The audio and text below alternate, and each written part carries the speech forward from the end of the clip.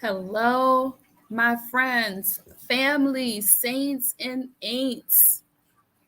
So glad that you're here. Happy Thursday. I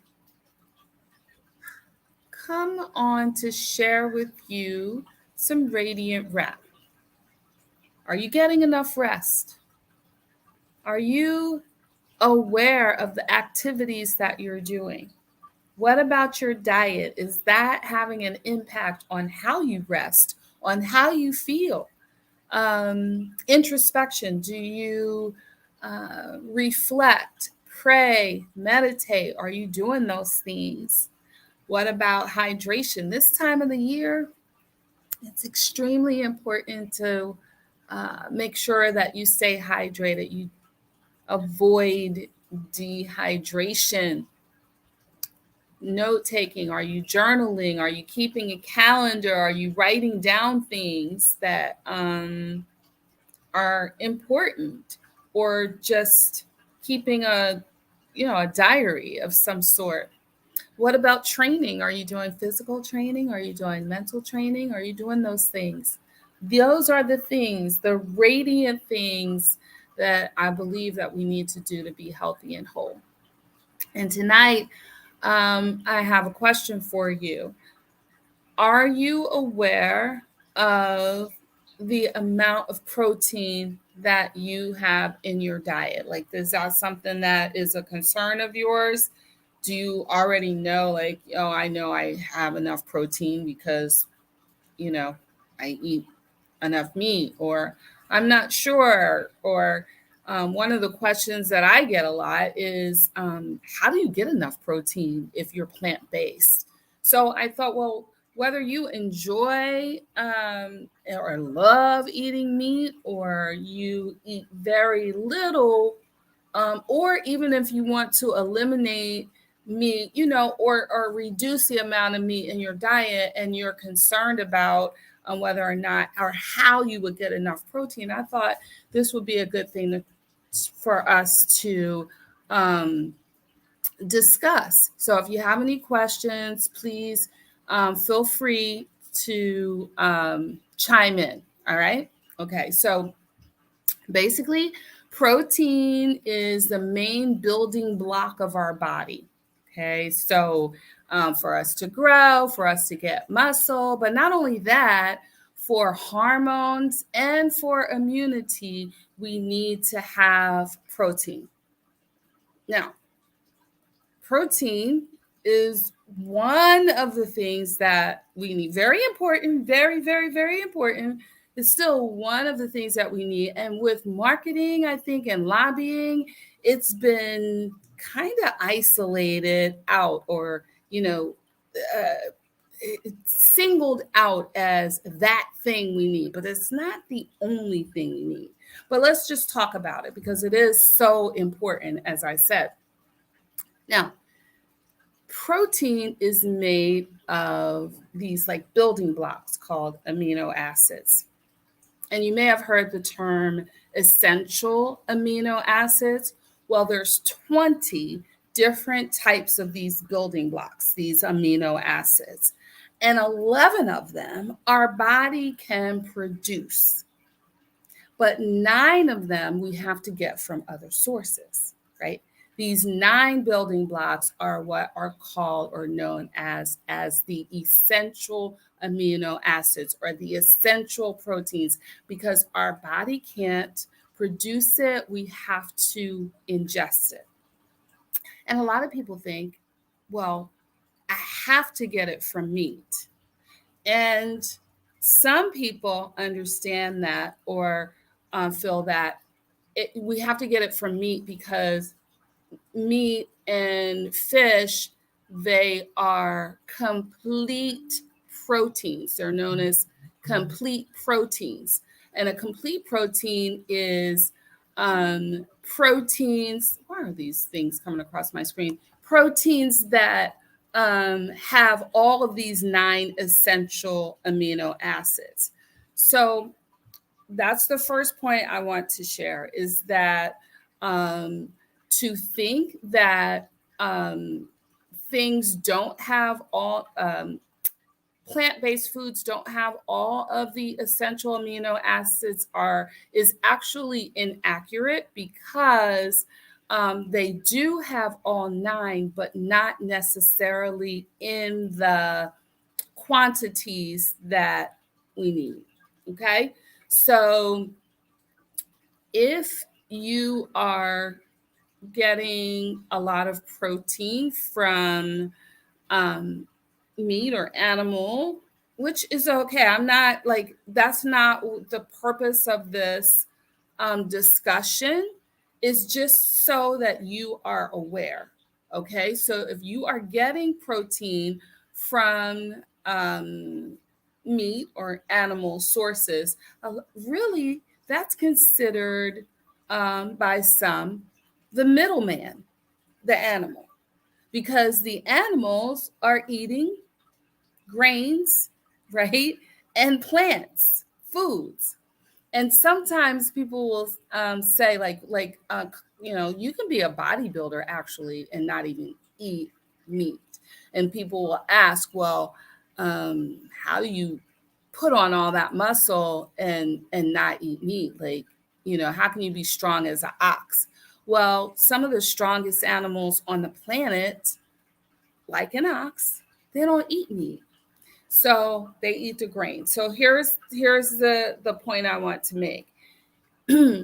Regardless of the proteins that how the sources that you get the protein in, you need those building blocks. So it doesn't matter whether you get these building blocks in the one source of animal, or you get them in combinations of grains and other sources. You need those 9 essential amino acids, and you can get them from plants just like animals do. I mean, I'm talking like, animals like rhinos, and like I said, oxes and horses and elephants, some of the biggest, strongest animals in the world, they're herbivores. They're not carnivores. Okay. So I'm not, again, not trying to persuade you not to eat meat, but I do. And most of my clients eat fish, eat chicken, some, eat steak, whatever it is in that spectrum that they eat. My goal is to encourage you. So whatever it is that you're eating, my goal is to encourage you to eat more whole grains and fruits and vegetables, so you can get your proteins from other sources. So let me just say this. So my number 3 point is that the average person gets more than enough protein on a daily basis. Let me repeat that. The average person gets more than enough protein that they need on a daily basis. The average person needs the numbers are, I'm not going to go into the math, but about 50, 60 grams of protein a day. The people that need more than that are people that are more active, like athletes. Okay. So there's a formula, and it's really based on kilograms, but you can convert kilograms to pounds, and you can get the number. If you want to know based on your weight about how much protein you need, there is a specific number that you should have. And the average person, it's 0.8 grams of protein per kilogram of their body weight. Okay. If you are an athlete, and you're an endurance athlete, you want slightly more, like almost half as much. So somewhere around 100 grams, perhaps. I'm not as active as I used to be, but I, like to go. And it depends on your weight too. It depends on your weight too. I like to make sure that I have around that, maybe a little bit less than that, but around that. Now, if you're a bodybuilder or you're a strength endurance athlete, those are the athletes that need like twice as much as the average person. So they're, going upwards of like 1.6 to 1.8 or even over 2 grams per of protein per kilograms of their body weight. So they're getting a lot of protein. Somebody that's like 220 pounds might have requirements if they're like competitive weightlifters or something, then they may need 200 grams of protein. And regardless of whether you're getting that protein through animal or whole foods and grains, it's like more than likely you're having to supplement it. Because if you're getting all that through meat, then meat is associated with, too much of it is associated with inflammation and not having good blood flow. Okay. Whereas plants and other sources of protein, it has other properties. And I know, like I said, with marketing and with lobbying, we focus a lot on protein and calcium, but there's other needs that these whole foods provide us with, like reducing inflammation, increasing blood flow. So you'd be surprised, if some of you may be surprised to know that even fruits and vegetables have protein, small amounts of protein, and they have, depending on the amino acid, they will have smaller amounts. So what you have to do is combine different foods like beans and rice. So if you combine beans and rice, you have a good amount of all of the essential amino acids. All right, so let me just give you, and I'll be out your way, just want to give you a couple of examples of how you can get good protein. Soy is a really good source of protein, whether it's in the bean itself, like edamame or tofu. And tofu doesn't really have a flavor, but it takes on whatever flavors you like. You can crumble it up, put it in chili, you can fry it. There's all kinds of things that you can do with it. And it has its origins. A lot of it is in the East Asian cuisine. They eat a lot of it, right? It's very popular in that cuisine. Um, yeah, and they're very healthy. And beans, like which I love, you can get. But not only are you getting protein, you're getting fiber, you're getting iron, you're getting potassium. So peas, you can get it from there. There are certain things I haven't even tried yet. I can't say I can't wait to try, but I'm looking forward to trying some things. Well, I have tried nutritional yeast, but I haven't tried spelt. That's an ancient grain. Teff, that's an ancient grain. Ezekiel bread, and any sprouted breads really. Oatmeal has protein, wild rice, chia seeds, nuts, and butter. So believe it or not, you take a peanut butter sandwich, you have all your essential amino acids.